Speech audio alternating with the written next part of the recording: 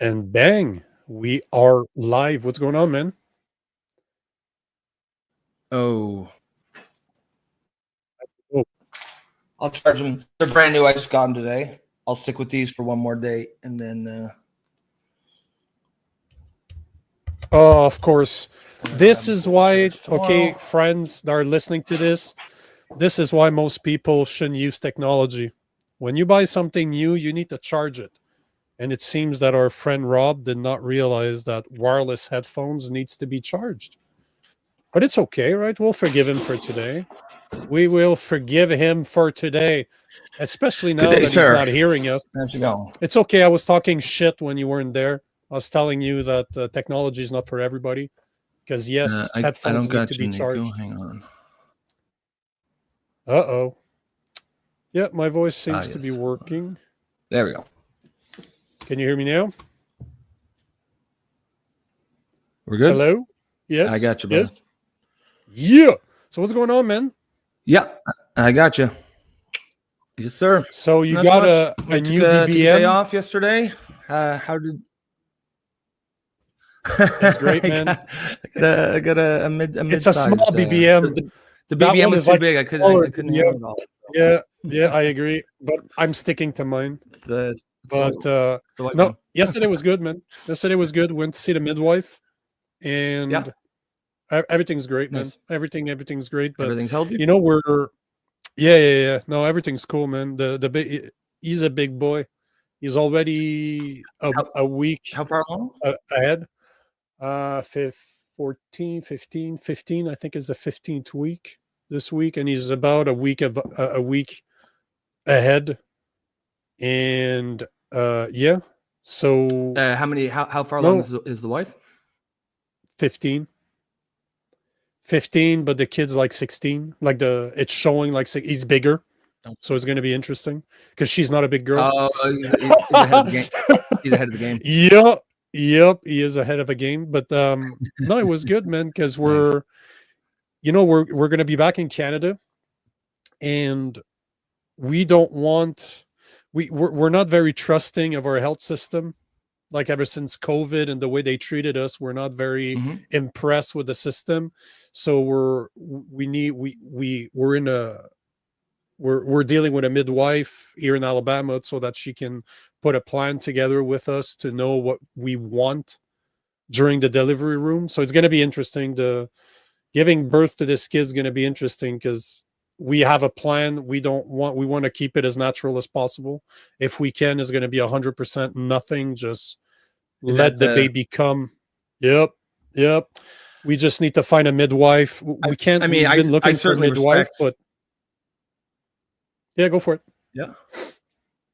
I certainly respect anyone who wants that natural birth, but I mean, fuck, if it were me, I'm like, give me the drugs, give me all of the drugs, just take it away. I'm not pushing this thing out of my body with no drugs, but I certainly understand why you would not want that. I'm just a giant wimp, so. But I mean, obviously, healthy. That's what martial art taught me, bro. Of course. Yeah, but martial art taught me to not be a bitch and to actually manage the pain. But at the same time, it's about the kid, right? But it's about the kid because maybe I should get in that. Yeah. But it's about the kid because you're literally pumping a bunch of shit in their system and they're barely born. Like it's insane what we do to our children nowadays. Like you look at the whatever the mom takes, the kid gets, right? 100%. Yeah. But you look at the vaccination schedule. I just made a podcast about this on my other channel with it's an organization called Vaccine Choice Canada, and they just educate people on vaccination. And in Canada right now, if you count the COVID shots, how do you feel about that education?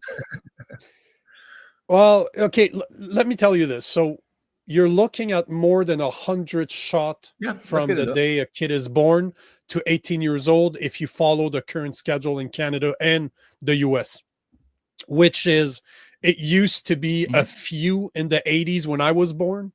And over the past 40 years, it's literally 10 times what it used to be. Like it's absolutely insane, like 5 to 10 times more today. So how do I feel about it? I got to be careful because this is being streamed on YouTube. So I need to be very fucking careful in the way that I approach this, just Yeah, we're okay. because I feel like YouTube. X probably So okay. Oh yeah, yeah, we're on YouTube too. That's right. yeah. So the thing is all I'm suggesting is whatever the fuck I think does not mean that people should think the same thing. All I want to do is to raise awareness in a way that Mhm. people will question it. That's my only intentions. What I feel about it, I can tell you that my children would Mhm. not get vaccinated at all. Zero. They're not getting vaccinated whatsoever. At the They same will time, do not, I tell or other like is what's the law? zero? Do you have the option? Technically, yes. And that's Okay. what the guy was talking about on our podcast, because that's something that's not well known in Canada. You know, the government will tell you that you need to have a bunch of measles, for example. You're going to have a bunch of vaccines to be able to send your kid to school, for example. But technically, that's not true. Technically, Mhm. you can have personal exemptions, you can have religious exemptions. So it's just that it's not an option they will offer you. They will not tell you that. Okay. You need to know for yourself, right? And that's what that guy does. He's not necessarily telling you you shouldn't Okay. do it. He's just saying his So son. you are against Go, all vaccines? it's not that I'm against it. If you're asking me, for me as a personal person, that just me, my family, and my kids, yes. Am I against it, saying Yeah, that yeah. We're nobody just. should I ever mean, be I'm not able saying to take them? policy or law. Yeah, no. Just you. Yep. Yep. You know, I believe in freedom of choice. That's what I believe Mhm. in. I believe that I can take care of myself, but at the same time, you know, Yes. I'm a Christian. I'm a Christian first and foremost. Yep. I believe that the Bible tells us that God created us in his image, meaning perfect. Who the fuck am I to go start playing God on my own body if he didn't do you know what I'm saying? So it's again, personal value. I don't discredit people that will choose to Yep. have a different path. All I like is to people to question the narrative. This is why that's what I do every day, right? I just want people to question what they're being told and make their own decisions. At the end of the day, that's all that matters to me, is that we have informed consent and people can be educated to Mhm. say, yes, I believe in it. No, I don't believe in it. And this is why I don't. Or I do, whatever, like whatever side of the equation you find yourself on. Just to play devil's advocate a little bit here. Yep. Like I understand what you're saying, that we're creating God's image and basically don't fuck with it. But taken to its logical conclusion, that argument would probably preclude you from taking anything, right? So if you get an infection, go to the doctor and get antibiotics. If one wanted to take interpretation of what you're saying, and I'm not saying that you are, I'm just saying, taken to its logical conclusion, that person might say, you could say, well, so why are you taking this? And most people, I think, would take the antibiotics, even anti-vax people, correct? But at the same time, you got to be careful, because that's not what we're necessarily talking about. We're talking preventive For sure. injections here. We're not And I'm just talking talking reactive, right? devil's advocate as well. But there are, if you look at the Amish population, for example, in the US, that's a bit Mhm. everywhere. They don't take any vaccination. They don't go to regular hospitals like you and I would. But yet Mhm. you start looking at their children rate of illnesses, and they're basically non-existent. But the thing is, you cannot just say that it's the vaccine that they're not taking, because they don't eat the same food as you and I do. They actually grow their own food. They actually work for a living, as in physically. So they're very healthy physically. They're very healthy when it comes to their food. So it's just one thing of many that will draw a conclusion, right? And this is the point I'm trying to make, is you can't just say it's vaccination problem. No, it's a lifestyle difference. Like me, for example, I eat Yeah, non-GMO yeah. food. I eat organic food. All the meat that I eat is grass-fed. I pay a lot more for my food than regular people do, but this is how I treat my body. I also fast every day. I also Mhm. don't drink my calories. I also exercise almost every day, like 5 times a week. I'm always in the sun anytime it's out there. So do you know what I'm saying? Like, I meditate every day. there, you need to treat your body with a certain respect, and it's not just one thing, it's a fucking combination of stuff, right? That's right. I mean, it's a lifestyle thing. Now, when we were talking about the Amish, right? Yep. When you're talking about the vaccines and how they seem to be much healthier and they don't have the same kind of, because I agree. I mean, in a lot of ways, they're rejecting modernity, and clearly it's working out for them, because I think in a lot of ways they, broadly speaking, as a group, they seem to be a lot healthier than the rest of us. Now, I have no interest in being Amish. However, maybe they stumbled onto something here. I don't think they stumbled on anything, because they've been doing the same thing forever, right? Yeah, it's a good segue in our friend. Yeah, RFK, that's true. I guess we stumbled out of it, I guess, if you want to put it that way. Yes. Yeah. But no, that's a good segue for our opening. We're going to talk about the patron saint of anti-vax these days, RFK. But that's not even true. Once again, that's not even true. Hold on. I know. Let's say we're going to be. You're being an asshole. I'm being trollish. You're being an asshole. Wow. Yeah. I get you. But I'll take it. Asshole, troll. It rhymes, bro. Same. Yeah. Different. Same, but different. We're talking about four things, right? We're going to talk about we're going to talk about RFK's confirmation hearing. We're going to talk about the no more affirming care under the age of 19, sorry, under the age of 19. We're going to talk about California Farm Bureau addressing mass deportation. And of course, something we have to have something funny. The 489-pound rapper that is suing Lyft, and Lyft not as in forklift, but Lyft as in the transportation company that can like Uber. You like that? Right? I just thought about that. I'm looking. That's a good one. Nice. Because that one wouldn't have had any problems transporting her. Let's be honest. Victory lap for that one. That's what she should do, and that's what some of the people commented on my post that I made about this yesterday. They're like, maybe she should walk. Maybe the fact that the guy refused to transport her is a message. Maybe you should have walked. Well, I seen like I was saying earlier, I seen a picture of her in I think it was a Ford Escalade, Cadillac Escalade. Hold on, and don't talk about it right now. Hold on. I have those pictures because you were talking about that earlier. I found the pictures and I'm like, okay, she is not a tiny individual. Let's say that. It's a big girl. So RFK, I want to share a video with you guys. I want you to check this out, and obviously, just before you get there, I'll put out my just broad perspective. And probably, I would say most liberals or left-leaning people. Hold on, I'm cutting you off. Hold on. Let me say one thing. Sure. Before I play this clip, I want you guys to put your political affiliations aside. That's the whole point. This is why I want to show this. I want you guys to remember that RFK is a Democrat. He's not a Republican.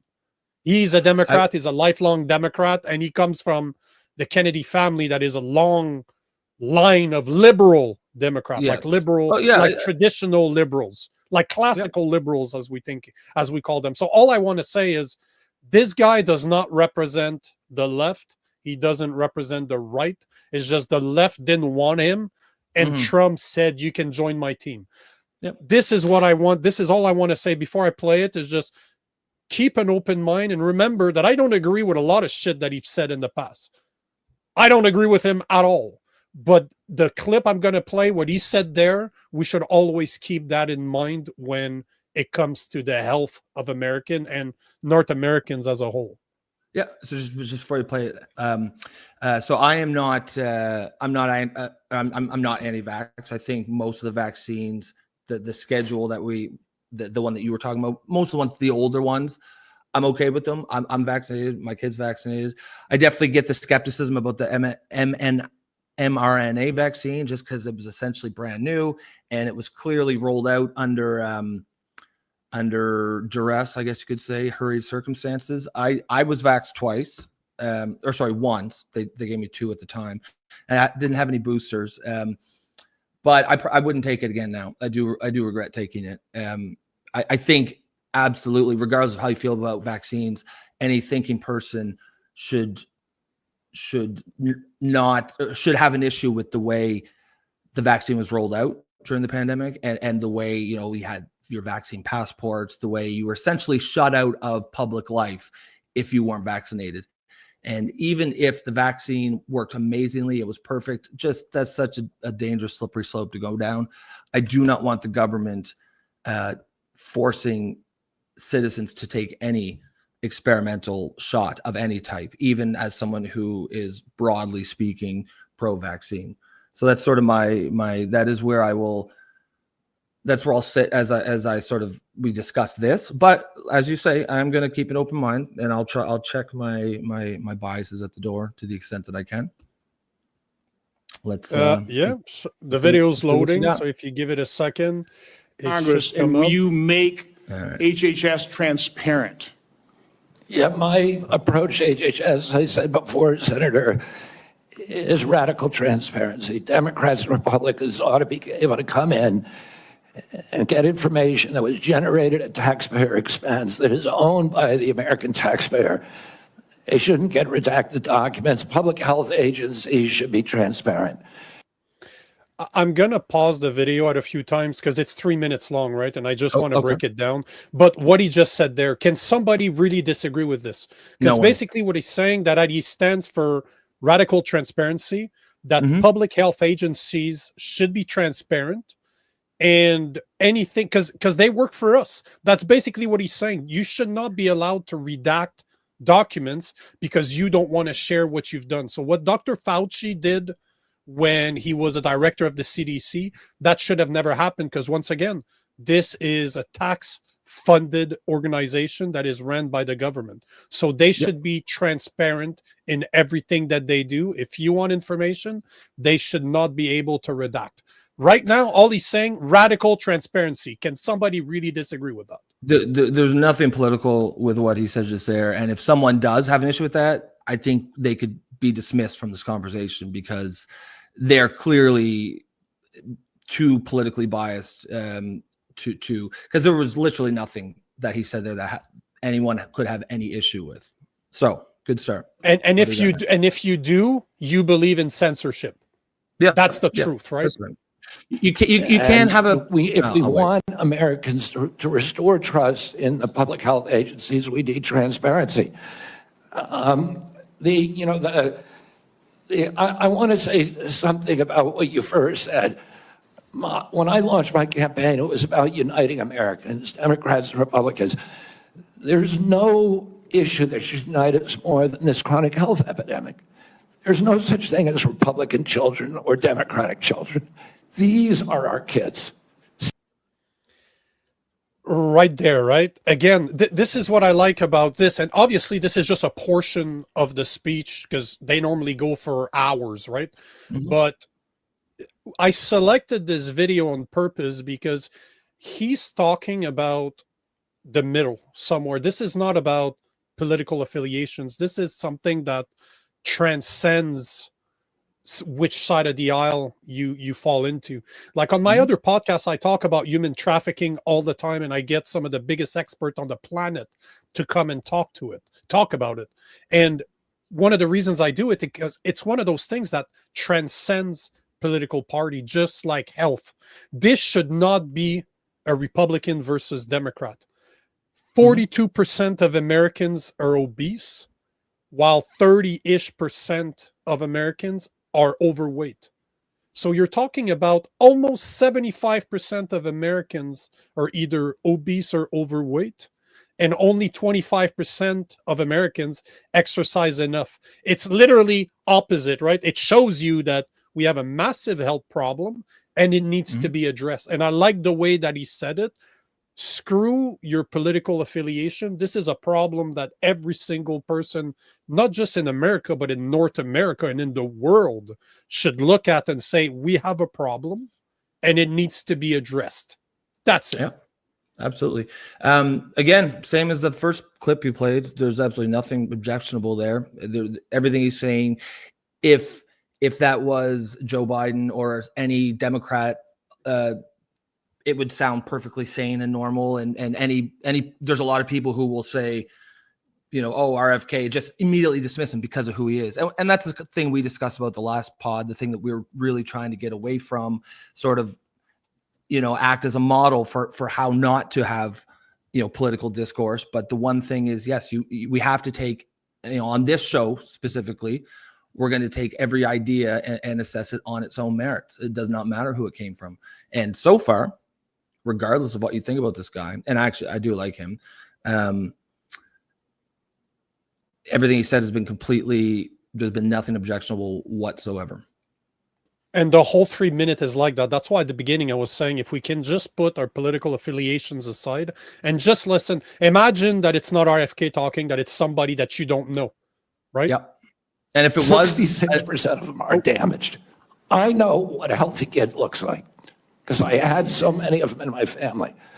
I didn't know anybody with a food allergy growing up, peanut allergy. Why do 5 of my kids have allergies? Why are we seeing these explosions in diabetes, rheumatoid arthritis, neurological diseases, depression, all of these things that are related to toxics in the environment? Why can't we just agree with each other?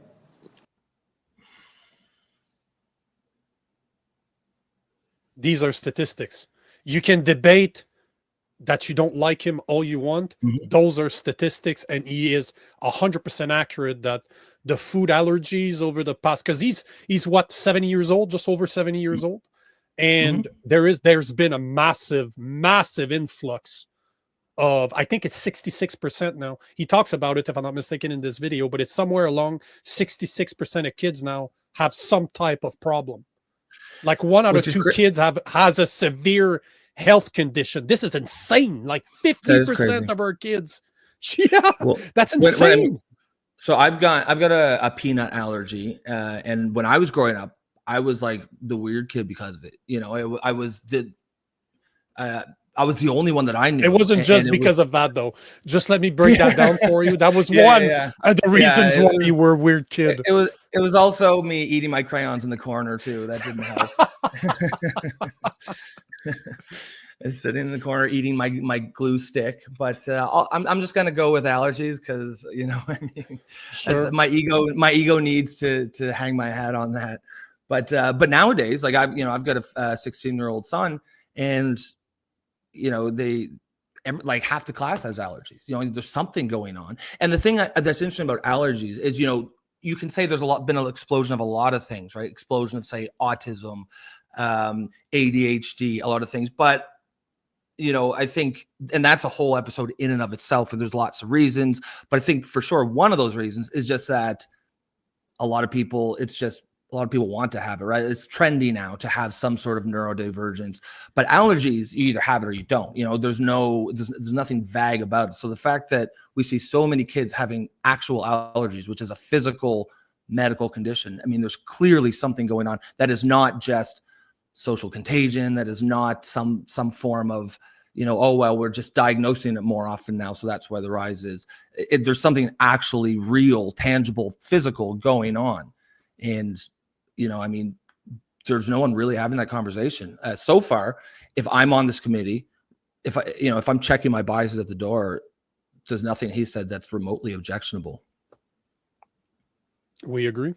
To put differences about so many issues, intractable issues aside, and say, we're going to end this. I don't think anybody is going to be able to do this like I have, because of my peculiar experience, because I've litigated against these agencies. When you litigate against them, you get a PhD in corporate capture and how to unravel it.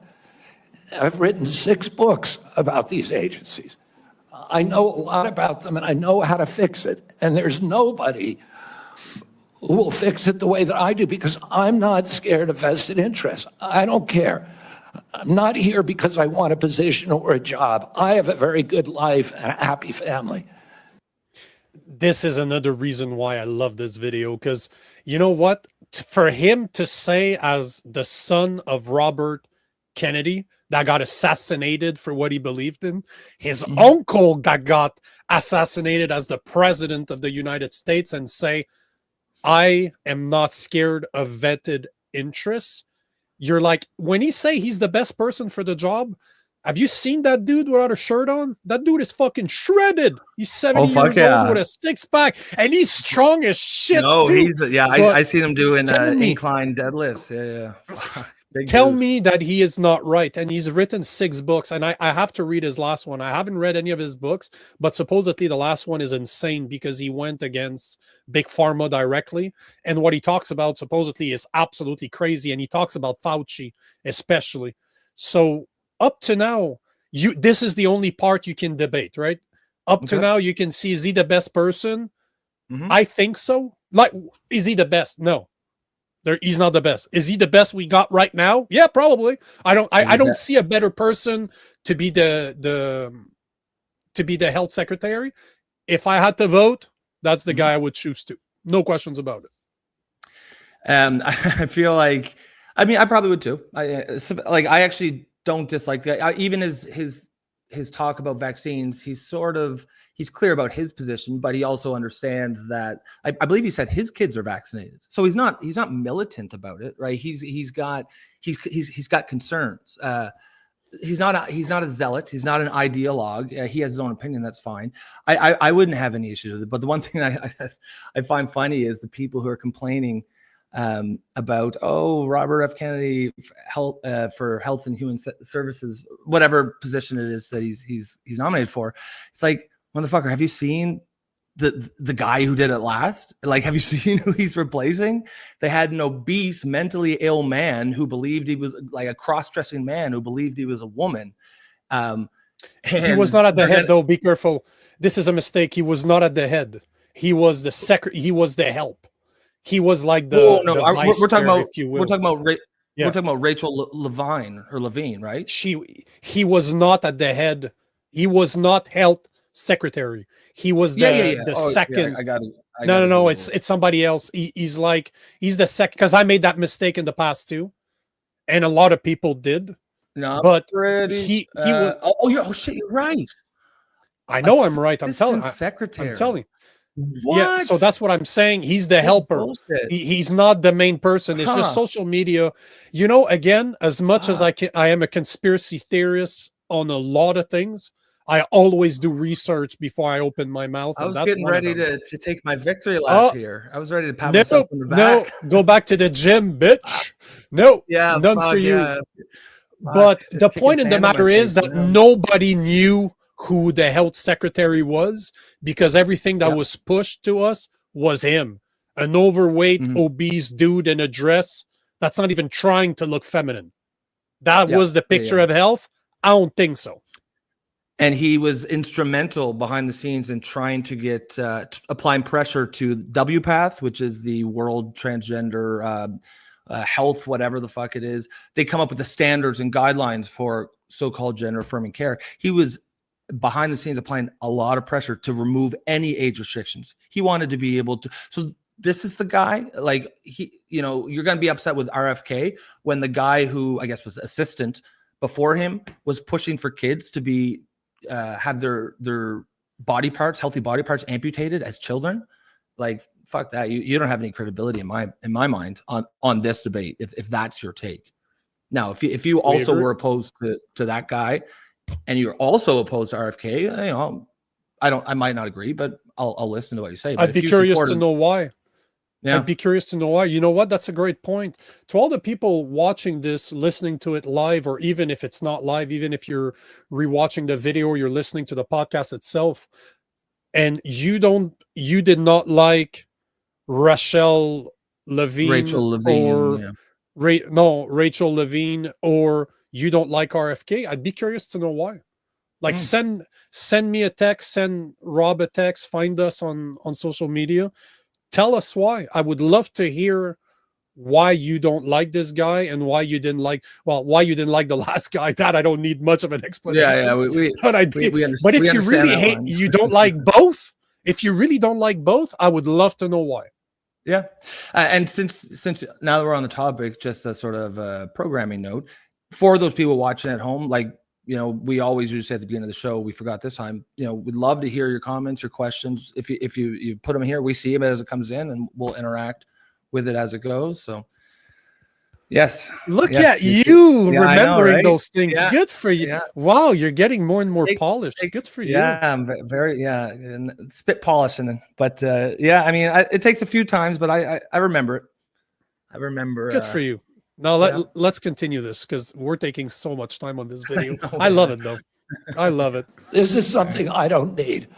I want to do this because we're going to fix it. And the other thing is, we are attracting now a caliber of people to HHS like never before in history. And they're entrepreneurs, they're disruptors, they're innovators of immense talent that are walking away, many of them from growing concerns. They're not coming there for position. They're coming there because they want to save our country. And they're from across the political spectrum. And all these Democrats are opposed to me for partisan issues. They used to be my friends. Agreed with me on all the environmental issues that I've been working on for my whole career. Now they're against me because anything that President Trump does, any decision he makes, has to be lampooned, derided, discredited, marginalized, vilified. We need to move on. So there's the video, but you know, this is the other part. This is what I respect about RFK. Again, I don't agree with a lot of things that he talks about. This, what he said there, I agree with him 100%. This is why I'm playing it. But at the same time, it is so true that he's a lifelong Democrat. They agreed with him. They loved him. Everybody was on his side. Now his family talks against him. Everybody that he was related to seems to talk against him. I didn't like that. And, you know, as a guy that went through the pandemic on my own, if you will, I understand what it feels like to be in his boat, like in his position, where everybody that I care about seems to be against me because we have a different ideology, or we came to a different conclusion.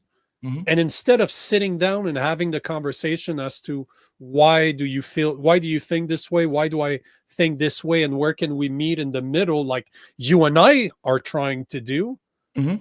They just completely discredited him. They censored him. They call him all the names in the world. Like they call him an anti-vax when he's not an anti-vax. If you want to find an I'm a lot more anti-vax than he is. Yet they call him anti-vax. So it's, you know, it's very interesting when people try to censor you. I've never heard of censorship being used the right way. A good thing. When you weren't trying to hide something, when you weren't, if you're not able to explain your values in a way that makes sense to people, this is where people try to censor others. Because if you can't argue, if you can't debate, insult and censor. Well, it's like we said on, I think, our very first episode. If you are offended when people ask you to defend your positions, or you try to shut them down, or you get angry, or you shut it down by calling them a racist or a bigot or full of hate, there's a good chance you actually can't defend. And I mean, you see that on the left all the time right now. You see very little debate because very few people on the left can actually defend a lot of those positions.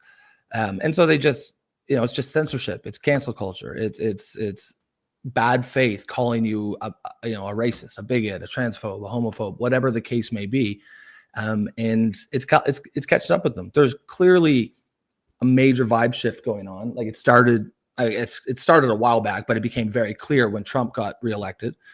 But you see it once you have it in your mind, you see it a lot, even things that aren't really a big deal, right? Like we made a joke about Selena Gomez the other day, that sort of ridiculous video she put out and how she deleted immediately.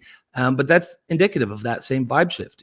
She is doing something that this sort of performative woke bullshit that would have gotten her accolades 2 years ago, 3 years ago. And now it got her ridicule, and the things that worked for these people, for the last couple of years are not working now. And I feel like the next 6 months is just going to be clip after clip after clip of some sort of brain dead celebrity or woke asshole who, seems to have not gotten the memo that this vibe shift has occurred and just constantly going to have to walk back a lot of the shit. And, you know, it'll give us a lot of stuff to talk about on the show. This being the prime example, I was posting about that when I saw his post on Thread Oh, yesterday. Leguizamo. Yeah. And you know, it sucks because I really used to like this guy. But since like over the past couple of years, he will not shut up playing the race card. And this is what I was saying. So I replied to him, and obviously he's never going to reply to me. But he's basically saying that we Latinos are the driver of the US economy. We add $3.2 trillion to GDP. We have $3.4 trillion worth of buying power in America. Hold your money. Put your money on Black and Latino owned businesses. And I'm like, you know, I responded to him. I'm like, wow, another actor playing the race card while being racist. This is fucking awesome. Can you imagine as a white guy, if I started posting this shit to say, hey guys, all the white people there, stop spending your money on Black owned businesses for white businesses. Yeah. And yet the only reason, if you look at his career, he's the same thing as Samuel L. Jackson. You know, Samuel L. Jackson's like the token black guy in every single movie. Every time they needed a black guy, they got this guy. He's the equivalent of, I love his acting. I don't like him as a person, but his acting, Coach Carter, top 5 best movies ever made. Coach Carter is one of my favorite movies. It's him. I love, right? Yep. One of my favorite movies of all time. And it's him.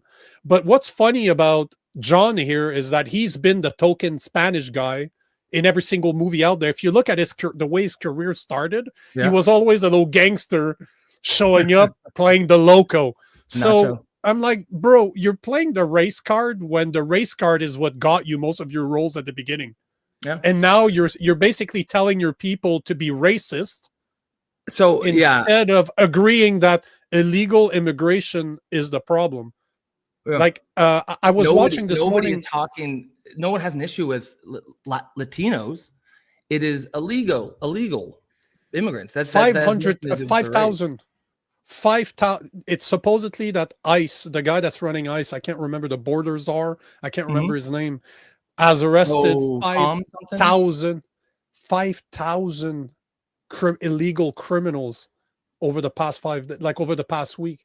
And to me, like I saw videos yesterday of choppers in Miami hunting them down. Like it's fucking weird to see that. It looks messed up. What that tells you though is Democrats could have done something all along. You know what I mean? Like that has always been their position over the last couple of years. It's, oh, you know, we agree there's a problem, there is an issue, but there's nothing we can do about it. And I mean, clearly they were lying because Trump came in and he's doing a lot about it. And just to quickly talk about what John Leguizamo said there, because I think that really hits that exactly something that I really feel strongly about as a liberal who's very critical of the left right now. Is on the left, we really, really need to get away from this identity politics. This, you know, you cannot fight against racism with more racism. And you cannot put yourself in a position where, well, it's okay if it's the right kind of racism, i.e. against white people. Like when he said right there, spend your money at brown and Black and Latino businesses. What he's actually saying is don't spend your money on white businesses. And that is so toxic. That is so like how all that does is perpetuate racism. The people who are most perpetuating racism today are the liberals who are supposedly fighting against it. You cannot create a society where racism is okay against one class of people, but the other ones it's not. And for me, there's a very easy test to do in this situation. All you have to do is reverse the races, add and see how that sounds, like exactly like what you just did.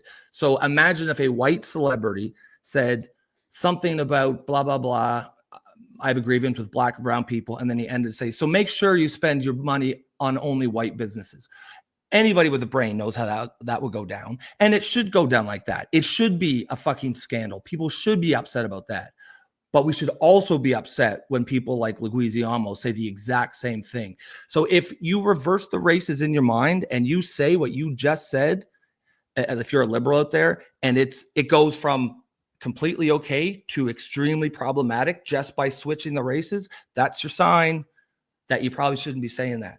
That's your sign that you're the racist here. And as a liberal growing up, I still am, I always thought the goal was a colorblind society. I thought the point was to get to a point where race literally didn't matter. But now you have these far left woke idiots who are saying, no, if you want a colorblind society, you are actually racist, because we have to center race in all things. And that is, to me, so toxic. And all it does is perpetuate racism.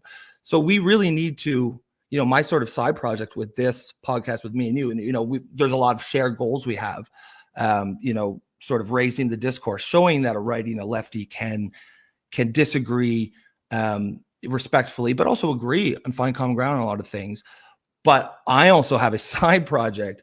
We need to fucking tear the left down to the bones and rebuild it. And one of the first things this has to come from the left. It has to be us. And one of the first things that has to go is this identity politics bullshit. Stop centering race in everything. That's the only way to get to a truly post-racial society. I'm starting to wonder if these people actually want that. It seems like, there's the innocent explanations that's you could maybe a couple years ago you could say, oh, well, they're just well-meaning. Now it feels like, no, they know what they're doing. And us on the left need to start standing up and calling out this bullshit for what it is, because all it does is it hurts the political left, it hurts society, it hurts the country, and it disproportionately will hurt the minorities that these people claim to be advocating for. So yeah, they don't care. This is the biggest misconception. They're You're actors.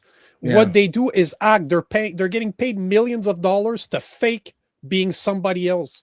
Yeah. This is not real. That guy does not give a fuck about anybody else than himself. He don't care. In the same way that Selena Gomez is crying, she doesn't give a fuck. She couldn't care less. All she cares about is her. Okay, same, perfect. Imagine me with a hair. Taking my notes. She doesn't care. They don't care. He's only saying that because that's been working since Obama.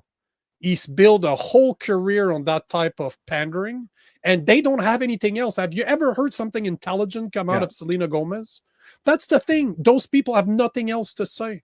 Because you look at guys like Denzel Washington, which is my favorite actor. He talks about black problems all the time, but he addresses it from an actual problem perspective, not this is how I feel.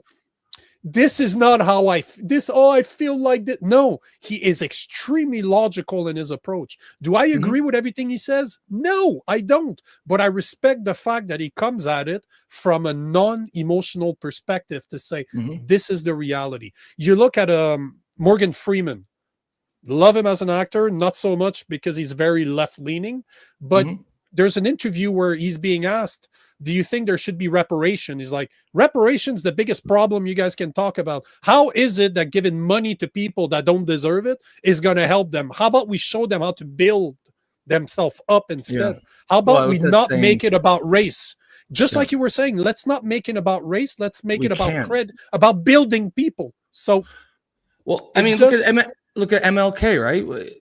Judge a man not on the color of their skin, but the content of their character. Like MLK would be against this shit that's going on today. And a lot of these people are doing this stuff in his name. It's because of him. Technically, we are here today because of him. Social justice came from what he started. He wanted race. I'm not saying that it's his fault. What I'm saying is it just like feminism had a great base at the beginning. The civil rights movement had a great base at the beginning. But like we've said already, and I've said this multiple times, people forget with MLK that he was based on Christian values. He did this to help others, to serve others, because his religion, he believed in God, and that is why he did it. He was a Baptist minister first and foremost. It wasn't just an opinion or how he felt. It was an obligation for him. And this is what we always forget, is that there was a reason why those movements were invented, and now those movements have lost the morality portion, the virtue portion, and evolved into how I feel. It's not about morals anymore. Yeah. It's about my feelings are more important than facts, and you need to be careful that you don't hurt my feelings. I'm not responsible for the way that you feel. If I will never go out of my way to be an asshole to people, but if what I say hurts your feeling, check yourself in the mirror, bro, because I'm not responsible for the way that you feel. And if my words hurt you so much, understand that you're very easily controlled. If a guy that you don't even know is hurting you with words and that's making you lose your shit, you are fucking weak. You are a weak individual that can be manipulated like this. So check yourself in the mirror, because you're the problem. It's funny you say. It's like with the trans activists. It's not funny. It's not funny. And the trans community, they'll say that if you misgender them or you don't affirm them as the opposite sex, you're hurting them. And it's like, hold on, motherfucker. I thought this was your true, authentic identity. This is your true self. If it's your true self, it doesn't matter what I think. You know what I mean? If you actually are a woman, you're not going to get mad when I don't call you a woman, because you know that you are a woman. But the reason why they get so mad when you refuse to go along with it is because they know deep down, and it's probably not even that deep, that it's all a lie. It's all bullshit. If what you were talking about was truly authentic, it would not matter what other people, if they affirmed it or not. The fact that it does matter, then you could call me a woman all you want. You could call I don't care about it, because I know that I'm not. Like, I don't, I'm not going to freak out. But why these, quote unquote trans women will freak out when you refuse to call them a woman is because they know that they aren't. Right. And it just, so much of modern sort of leftist theory is just incredibly hypocritical. Each argument discredits its own self. And just before we move on, I want to very briefly say something, because you hit something like that was so bang on. And it's a point that I think probably makes up one of my main overall big picture ideas about modern political discourse, and especially with the left, is a lot of these movements that we see have maybe gone too far. They were, like you said, the women's rights movements, the gay rights movements, civil rights movement, those are all things that needed to happen, right? These are society at a point, they're, activists who looked at something and said, okay, no, there's a problem here. There's actual real discrimination. The problem is activists, it's a personality type for a lot of them. They don't have an on-off switch. For them, if they achieve a goal, it doesn't matter that now we're in the sweet spot. They will keep pushing and pushing and pushing. And so my main critique of the left right now is I see, I am a liberal, so I agree with, a lot of the broad, I do believe in women's rights, gay rights. I do believe in, racial justice, actual racial justice, not the buzzword of it, in terms of, racial equality.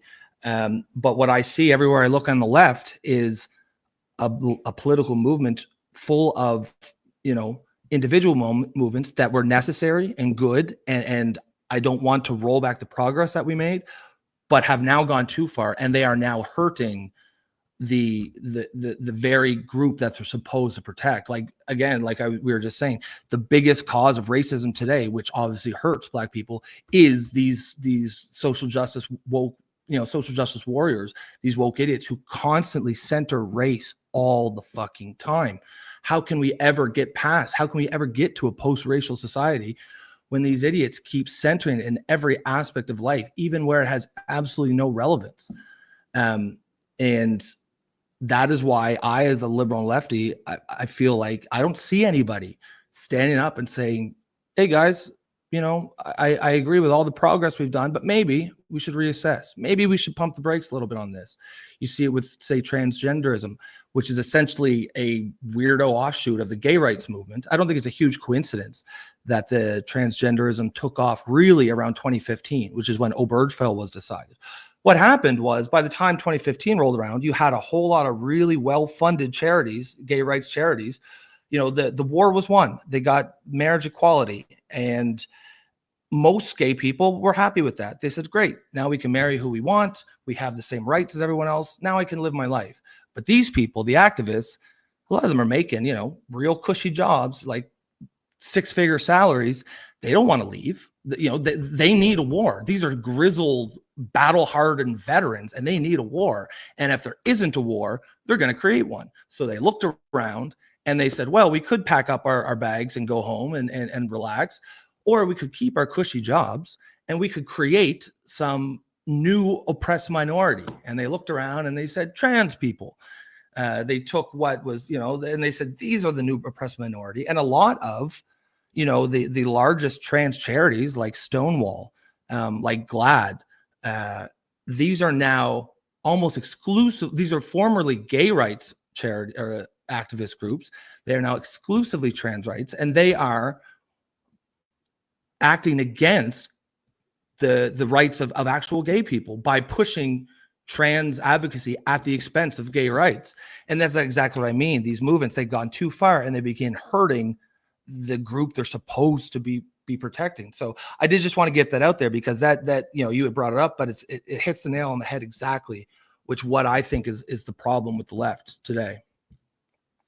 One of the things I've said so many times in the past, the same people that were always at the climate change protests are the same people that were at the Antifa protests.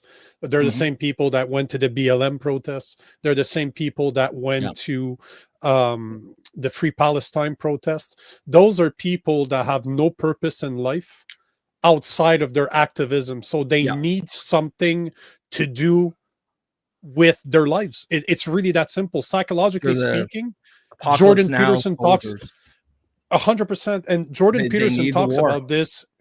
Jordan Peterson talks about this, saying that one of the biggest problems we face today in society is the fact that we don't have enough to do. Like, when everything around you is taken care, because society today, we live in a very, very cozy world, right? Where everything's taken care of. We don't have to grow food. We don't have to do shit. We can go to the store and buy whatever the fuck we want. We don't need actual skills to survive anymore, because we're reliant on our society. That's right. But imagine 100 years ago, when there was no such thing as a grocery store. You weren't going at the corner store buying everything. You had to make it yourself. So you had something to do every day. Now people are on their phones just ordering shit. They don't need to do anything. They don't need to leave their apartment if they want, because most people work from home. Most people don't work out. Most people don't fucking do anything. So they stay home and they live their life through their cell phones. So this is the problem we're facing, right? Now, I don't want to forget, this is like a super fan that I have on Rumble, so I have to thank her, because she fucking comments on everything that I do.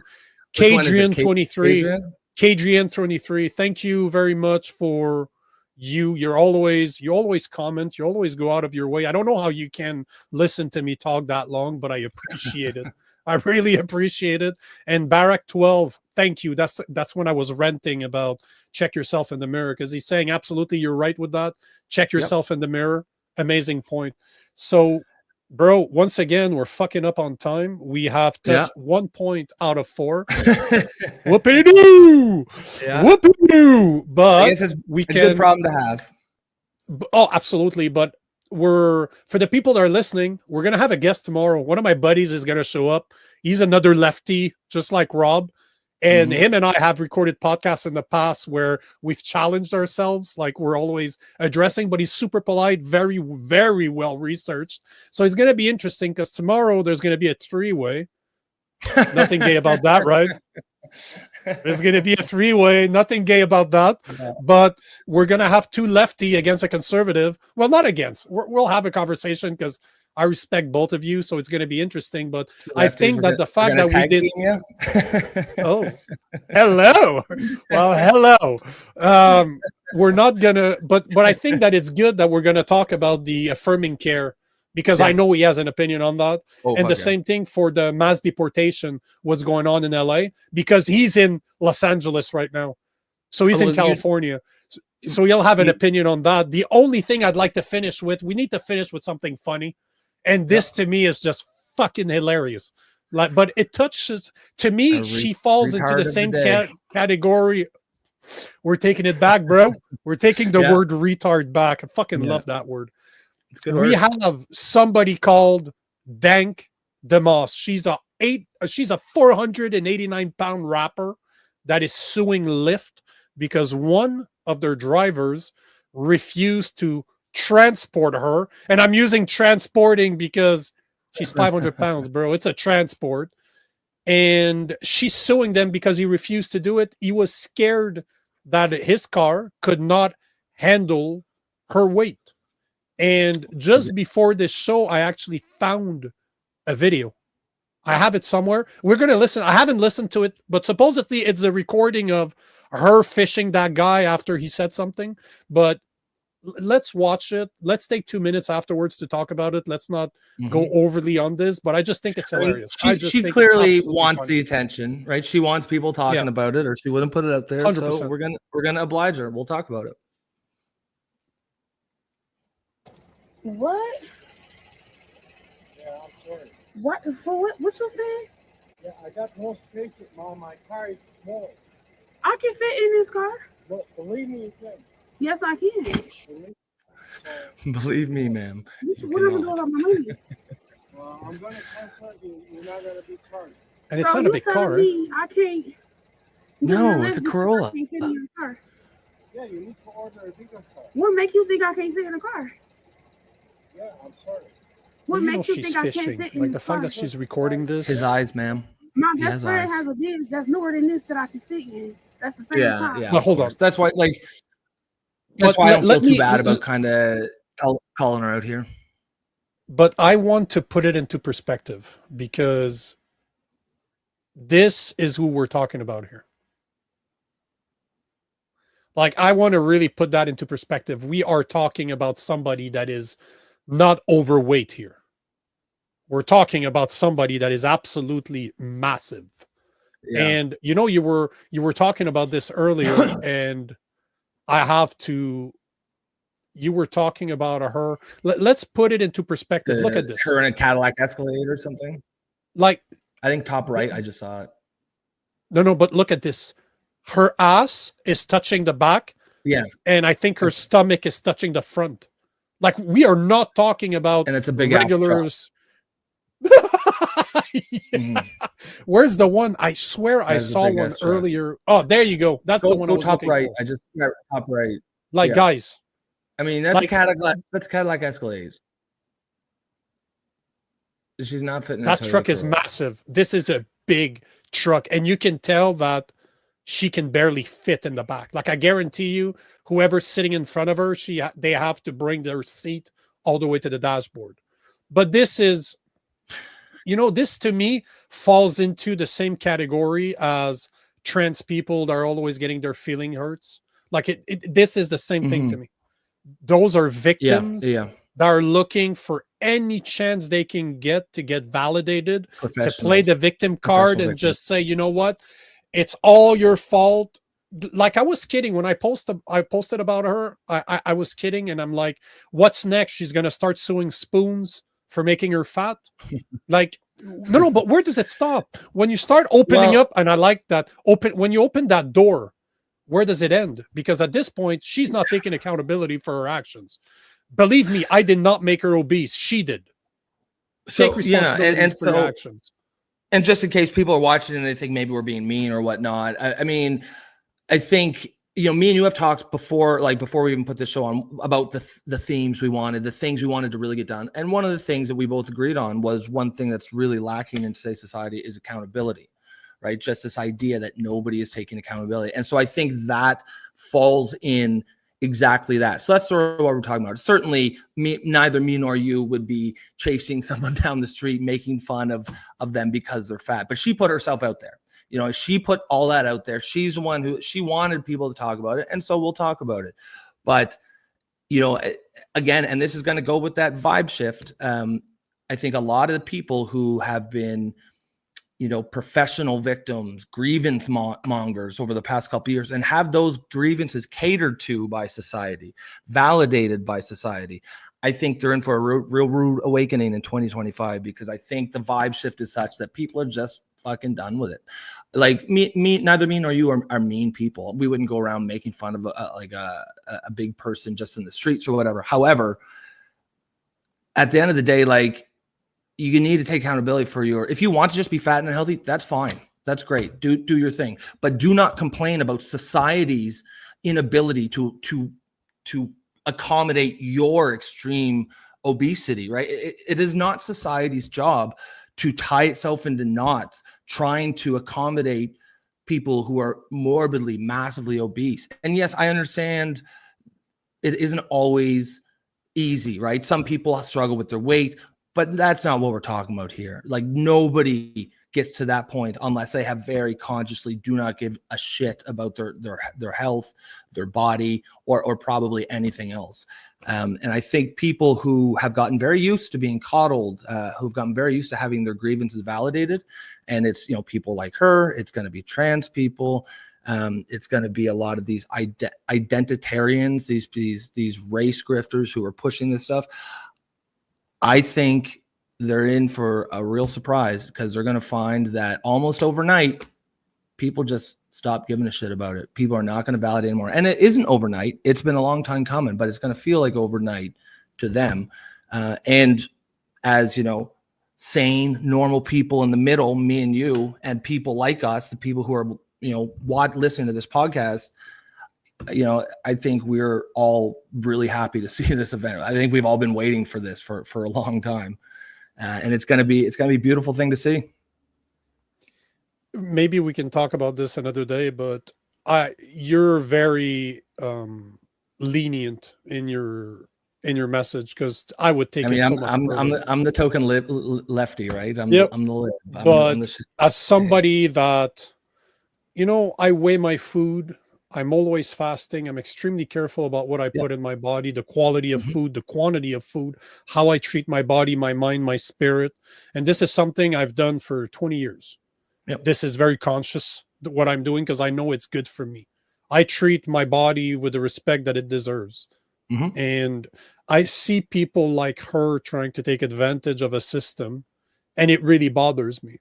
Like, it bothers me because it's not only just a lack of accountability. She knows what she's doing. Yeah. She's not stupid.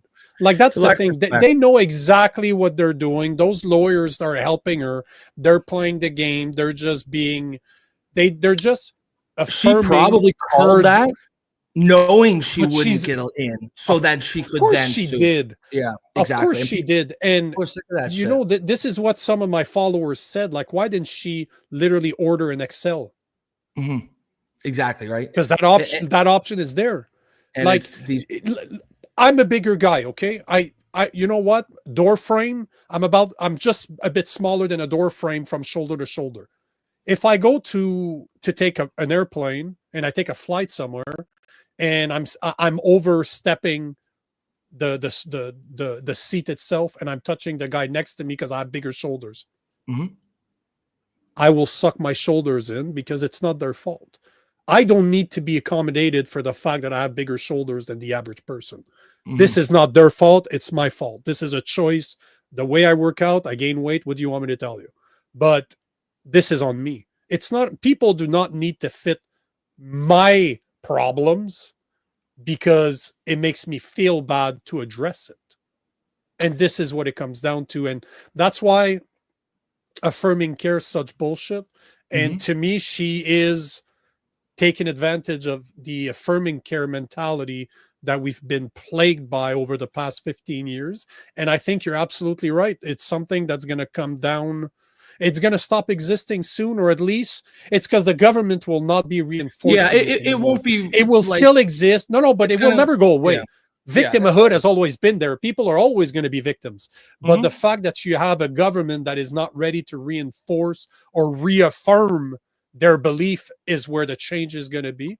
And hopefully we can get the same in Canada. If, as much as I don't like Poliev, if he's elected, hopefully he takes it there too, and he stops reinforcing their behaviors and start addressing it like the mental health issue that it is, just like they would do bulimia or anorexia.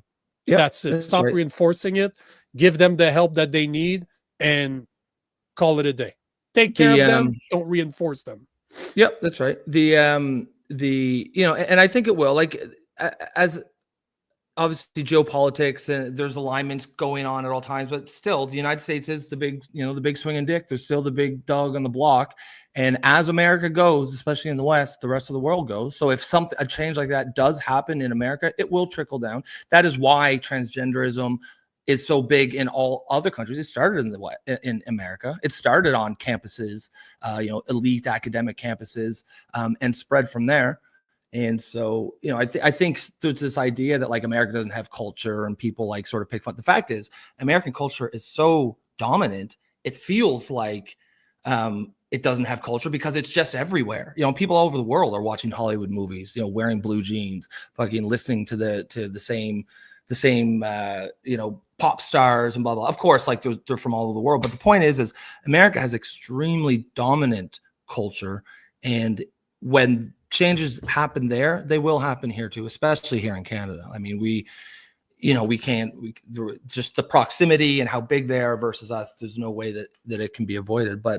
And I say that, with optimism. I think this shift is happening in I think that's what you're going to see over the next 2-3 years as Western democracies start to have their own elections. You're going to see some version, maybe not, a Trump version in every country, but I think the right-wing parties are gonna start winning.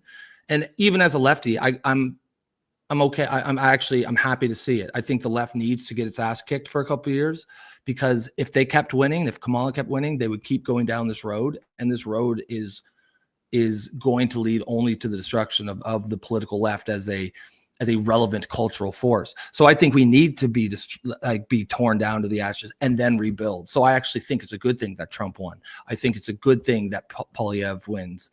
Or if he wins, or at least the right-wing party. I think it's a good thing. I think it'll be a good thing when Starmer gets his ass kicked at the next election. And I think it's gone too far left. Yep. It's a simple fact that it went so far left that anything right of left is considered extreme. My views have never changed. But am I extreme? Am I an extreme person compared to what Trudeau is pushing in Canada? Absolutely. But the point in the matter is there's people a lot more right than I am. But you shift so far left that there's no other choice.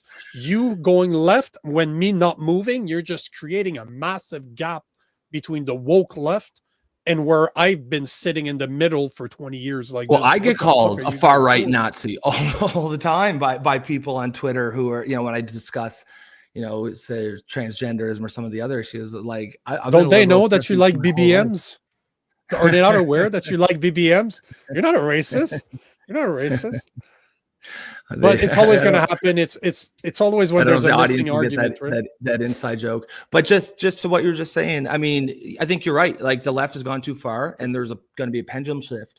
But whereas I consider my job as sort of the token lefty to sort of try to rebuild the left, I feel like you, as the conservative, it's almost your job to, and I've already heard you say things like this, to sort of get, make sure that the other people on the right, the other conservatives, don't get too high in their own supply, so to say, not to go too far on their own right and then just perpetuate the same cycle. Because if the right does go crazy, the same thing will happen. I mean, it's just inevitable. It's just basic laws of physics, political physics. So far, that's why some people are calling woke right now, because they're already seeing that there's a possibility that the pendulum is going to swing so far right that they're going to become exactly the same as the woke left. Different ideas, but the principles are going to be the same. The techniques that they're going to use in order to censor others are going to be the same. So at the end of the day, as you're the token lefty that hopefully the left listens to and realize that you fucked up. And as a conservative, I want to make sure that, because I'm not a righty, I'm somewhere in the middle. I'm more conservative, on the more conservative side of middle, but I don't want the pendulum to swing further right than I am, because this is no better. Like, this is no better. I do not, like, on one side you can have socialism and the other side totalitarian. I don't want neither. I do not want this shit at all. But that's my responsibility as a conservative guy to say, hey, whoa, be careful. I want to go back to a time that I might not agree with the way you live your life. I might not agree at all, but is it really impacting me on a day-to-day basis? Are you affecting my children? Are you putting pressures on me to change my speech in order to reinforce your craziness? No. Then you know what? Yeah. Hoo. I don't your like thing. what you do. No problem. Your rights end where mine begins, or mine begins where yours end, right? So this is to be able to And have what's an funny is understanding. that's more or less my worldview too. That's what kind of what we said at the beginning of the show, or not show, but the very first episode of this show is.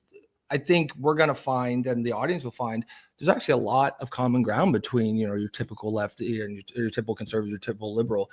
They just, you know, the media would never want us to know that. They have us at each other's throats, thinking each other's are monsters. But if we just engage with each other, you know, we might find, holy shit, you know, we actually have a lot more in common than we thought. There's a lot of political orphans out there that don't know where to look. A ton of them. And this is where we sit, right? This is why we're doing what we're doing, because again, most of the people that have been left out by their political parties, they don't know where to look, because all we hear is the extremists on each sides.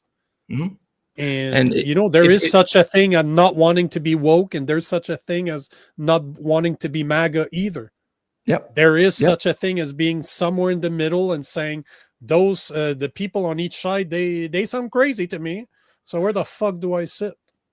Well, I mean, that's basically the whole point of this podcast. And I think as me and you were talking, we sort of realized that there's a lot of, you know, there's a huge market for this. There's a huge demand for it. The only thing is there's no one really talking about it. Every political, cultural podcast take almost certainly has to be some, you know, you have to be clearly left. And if you're going to be left, you have to accept every single position, or you will be canceled by the left.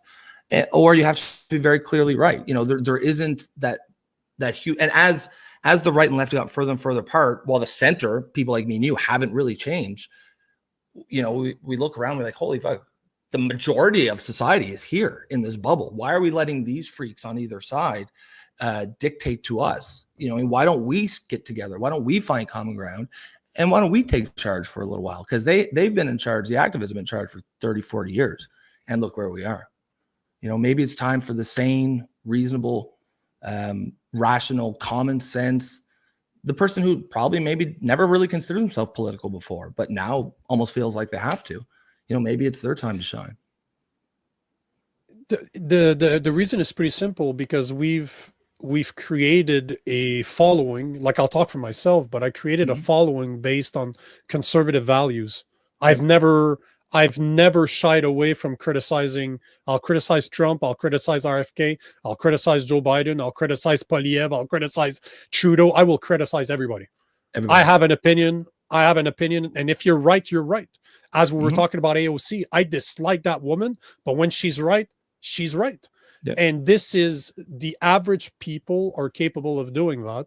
But unfortunately, most people that have a big platform, no matter that it's social media or your mainstream media, you have to represent a certain interest, because that is what your base was built on. My base was never built on one side or the other. From the get-go, I've been extremely clear to say I'm somewhere in the middle, and I will criticize whatever the fuck I feel like criticizing. It gives you because freedom, it's wrong. right? Oh, because you're right. I am not worried to lose my audience, because it's been clear from the fucking get-go. Beginning. I have never tried to build an audience based on what they wanted to hear. I base my audience follows me because I speak the truth, at least my truth. And I have discussions with my followers. They're like, you know what, bro? I agree with you normally. This one I don't. Awesome. Let's talk about it, bruh. But no, exactly. Look, I don't agree with me 100% from 6 months ago. So how the fuck can somebody agree with me at 100%? So, but this is the beautiful thing. And I think this is, hopefully, this is what we're able to create here, is just an environment where people can hear both sides of the story and then try to figure out what makes sense, what doesn't.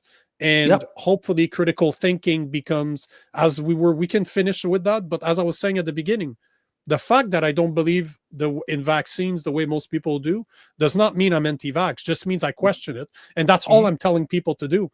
Agree with me or not, no problem. If we're polite, we can have a cigar, you and I will have a drink and we'll talk about it. If not, that's cool too. But critical thinking is where it should be. Make up your own mind, do your research, and listen to people from both sides. Plain and simple. And just one thing to end on that note, one thing that I think is super important, something that we do here, and I think it's important for if we're trying to, again, set some sort of a model or guide, is just to do away with sacred cows. There's the idea, the third rail, the thing you can't touch, the topic you here. There's no such thing as a topic we can't discuss. I mean, there's not. Every idea is going to be assessed on its own merits. It don't matter who said it. And just even that alone is radical. It isn't actually radical, but it is in today's political environment.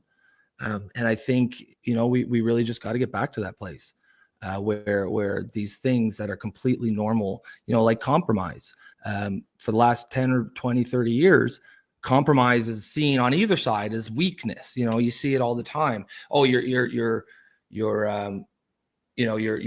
compromising with the enemy or whatnot. Whereas for almost all of human history, especially in politics, compromise has been a virtue. It has been a value. It has been something you seek out.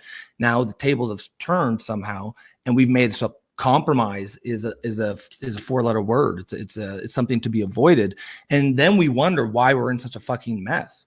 Like, of course we are. We got rid of the things that have been working for thousands of years for human political systems, just something as basic as compromise, and then we wonder why politics are a mess. And because we're a mess. Yeah, that's right.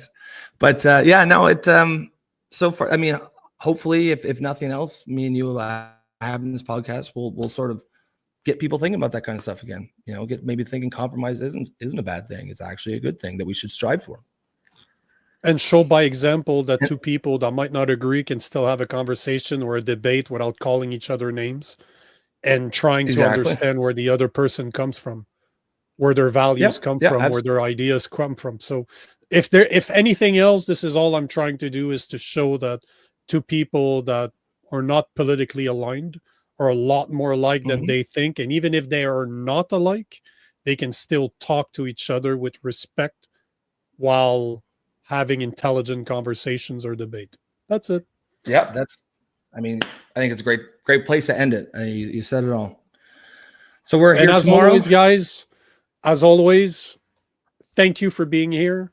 If you like this show, make sure to follow at the Poly Orphans on X. I just rebranded a YouTube page, so you can go there too at the Poly Orphans if you want to see our content there. And make sure that you give us a follow on X at Real Nico Lagan. That's me. Make sure to follow Rob at Rob That Builder. He's so cool. Rob _ the Builder. And thank you for watching. Thank you for being here. We got a ton of interactions. That was great. Thank you guys so much. Anything else you want to add? No, I'm good. We'll see you guys tomorrow. Drum roll. We'll see you tomorrow.